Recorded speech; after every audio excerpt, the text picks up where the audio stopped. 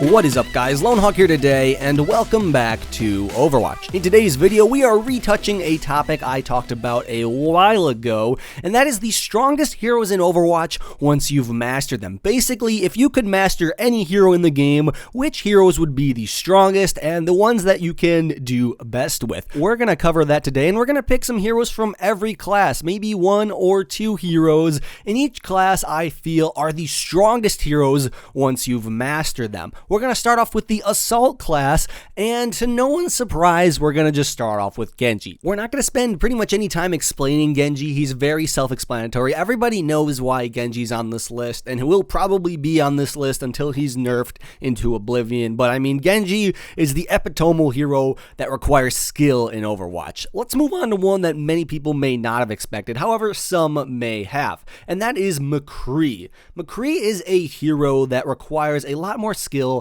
than some people think. And a lot of people actually think he's bad at lower ranks because if you look at his win rate, it's pretty low. That's simply because McCree requires very good aim. But once you get that very good aim, you become a master tier player. And not only is it aim, but it's also utility with his flashbang, his rolls, and finally his ultimate. His ultimate is much harder to use than maybe people think. A lot of people think it's very weak because it's really easy to die when you're using McCree's ultimate. So learning how to use McCree's ultimate, when to, and why you should be using it in combination with the very rewarding firearm he has, you're going to be a very good player. So McCree is one of the best players, one of the strongest heroes in the game once you've mastered him. There are other heroes you could argue that are stronger when mastered in the Assault class, like Tracer per se. However, these are just my opinions for this class. Also, a fun drinking game, if you're interested, is to take a shot every time I say the word mastered. I'm quite sure you won't make it through today's video. Anyway, though, moving on to the defense category of heroes. One hero I'm sure you're all expecting is Hanzo. Hanzo is a sniper in the game. He requires his bow, which does a lot of damage, and through clever use of his scatter arrow and sonic arrow, you can win a lot of games by picking off crucial targets. People pretty much know this. Hanzo is a very hard hero to play. However, one that many people are overlooking, one hero that's exceptionally weak right now, but is still one of the strongest in the game when mastered, is Widowmaker. I can't remember his name, but I was watching a master tier player playing in Master, I mean, not just a very good player, playing Widowmaker against other Master players. He was ranked like 3,700 at the time, and I think he's actually Grandmaster now. And what I saw was a man who never missed his headshots, ever. The dude was spawn trapping the enemy team when the enemy team was all master players. Everyone in the game was above 3,500 skill rank, and this one guy single-handedly stopped the entire enemy team from leaving spawn because he headshotted every single one of them. He landed hook shots where he hooked himself into the air, and then while he was in the air, he landed headshots, and pretty much this guy alone convinced me that Widowmaker is still a good hero once you've gotten good with her. She's no longer a hero you can just pick up and learn because she's meta, like someone like Zarya might be, or Reinhardt maybe. She is a truly skill hero you need to be good with, but once you are, you might be one of the best players in the game. Now let's move on to the tank category, and the two heroes I'm going to pick for the tank category, even though most of them can contest this role, are Zarya and Roadhog. Roadhog may be surprising to some of you, but I promise you, when you see a good Roadhog, a great Roadhog, you're going to wish you never had. If he's on the enemy team, he's going to make your life hell. I've witnessed this firsthand, both on his team and on the enemy team, of a very good Roadhog player. I've seen good Roadhogs who are master players and played against them, and one of the members on my competitive team just hit master around 3,600, I think, solely by playing Roadhog in solo queue. He's so good with Roadhog, honestly, he carries games. And I know some people literally hate the term carries, but he does carry games. You don't get to rank 3,600 in solo queue without carrying, and he does it with Roadhog, so it definitely can be done, and he's definitely a skill-heavy hero. You need to learn how to land your hooks, when to land them, and I think the most important thing with Roadhog is positioning. You can just run around and hook people, and sure, you can get a few picks, but positioning is going to be crucial. That way you can get picks without dying in return, and maybe even get a few picks at once. So positioning with Roadhog is going to be a lot more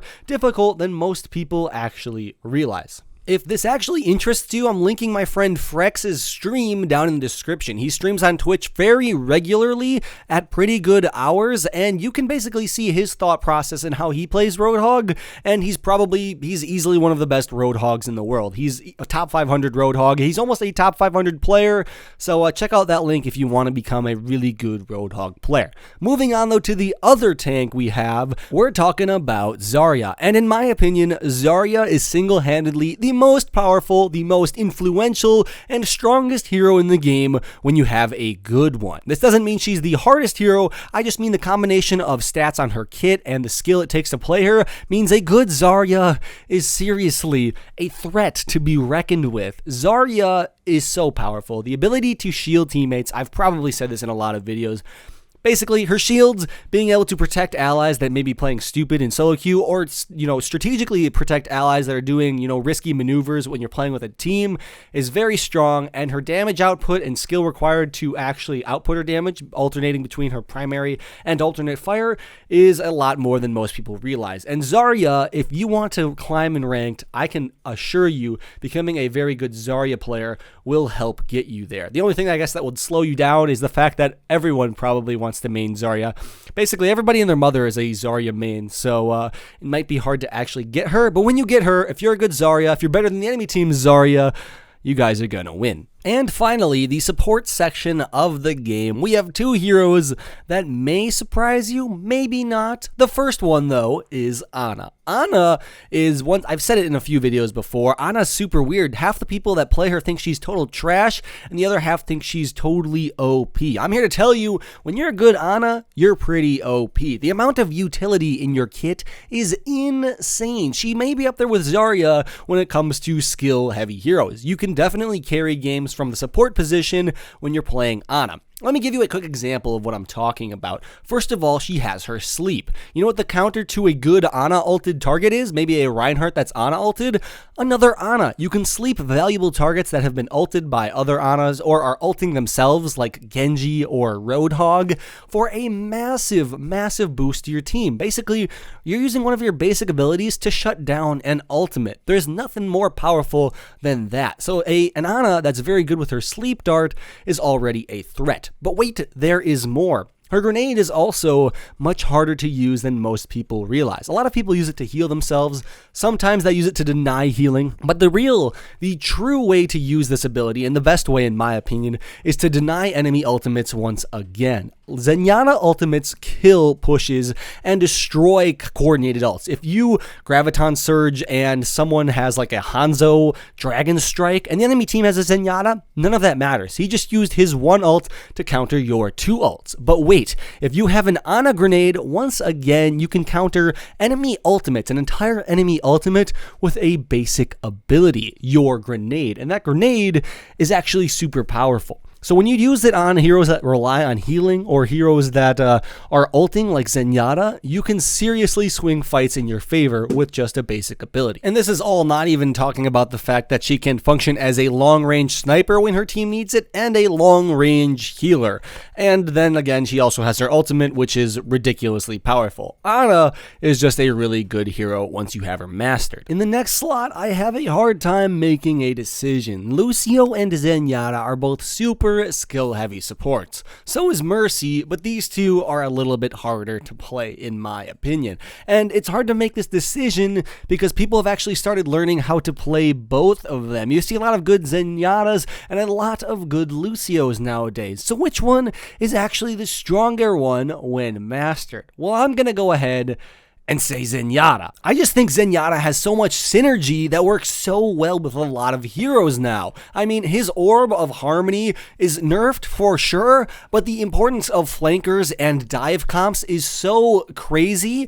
The Orb of Harmony, giving him a super long-range heal is really valuable. If you have a Winston that likes diving the enemy lines, or a flanker like Tracer or, Genji, having an Orb of Harmony on them makes them that much more powerful. So that alone makes Zenyatta much better when you've mastered him, or even when you haven't. And if you play him right, you also are basically gaining another DPS hero, because his long-range damage output with his Orbs of Destruction and his Orbs of Discord is nuts. I mean, he has no damage drop-off, so he can sit in the back, far away from anybody, and deal maximum damage. It's pretty crazy, actually, and if you play him right, you're going to be chunking the enemy team for a lot of health. I actually try to go for at least bronze or silver damage when I'm playing Zenyatta, as well as silver healing, because I really both for my team. And a player that can do both, deal damage and heal the enemy team's damage, is going to make a huge impact regardless of who they're playing. And Zenyatta just does that best right now, which is why I think